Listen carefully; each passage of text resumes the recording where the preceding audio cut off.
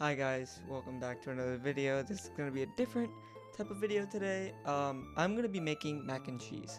I love cooking, I love mac and cheese, I love food. Three things all together. I mean, mac and cheese and food are technically the same thing, but that's besides the point. Today I'm going to be cooking. If you guys don't want to see that, it doesn't matter, okay? I like to cook, like I've said, point number one. So I'm going to be cooking and giving my recipe or a recipe out. And yeah, I just thought this would be fun to cook, to show you guys that I'm capable of doing other things than just nothing. Yeah, I think it's gonna be pretty fun.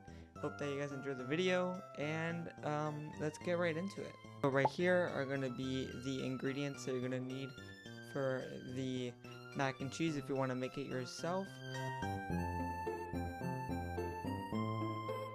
First step is to bring water with salt to a boil. Pan this big, about this big, and I'm gonna fill it with water and add salt and then wait for it to boil. Okay, once that it starts boiling, I'm gonna get the pasta and then I'm gonna pour it in there from the amount that I have on the recipe. And of course, while we wait, why not pour myself a nice cup of Coke Zero. Yes, I love Coke Zero, better than Diet Coke in my opinion, in my Cuphead cup. Or well, mug. Doesn't matter, it's not that serious. If you guys want to see me make this mug against my best friend Alex, go and check out that video, not right now, but after this one, while you're eating your delicious mac and cheese. But, like I said, let's pour ourselves a cup of Coke Zero. Cheers. Okay guys, the water is now boiling, so I'm gonna get my pasta here. It is the Regano Pasta's protein penne. Oh man, I'm offending all the Italians. Penne pasta. It says right here that it only takes about 10 minutes to cook. I'm gonna trust it. 10 grams of protein. 10 grams of protein per serving. We're gonna use 4 servings, so it's gonna be 224 grams of pasta, dry pasta, like it says right here on the recipe. Again, recipe right here if you want to make it yourself. So I'm gonna weigh out this pasta with my scale and I'm gonna add it to the water. Okay, right here I have the penne pasta, 224 grams of it. Now we wait, I guess, until it is al dente, which should be, based on the box right here, 9 to 11 minutes. Let's wait. It has been 10 minutes since I put in the pasta. Always take one of the pasta out, and you always should go right.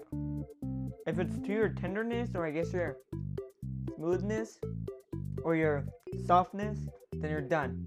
After this, you're gonna turn off the stove, turn it off, and before you drain it, you're gonna have to save half of this water for later.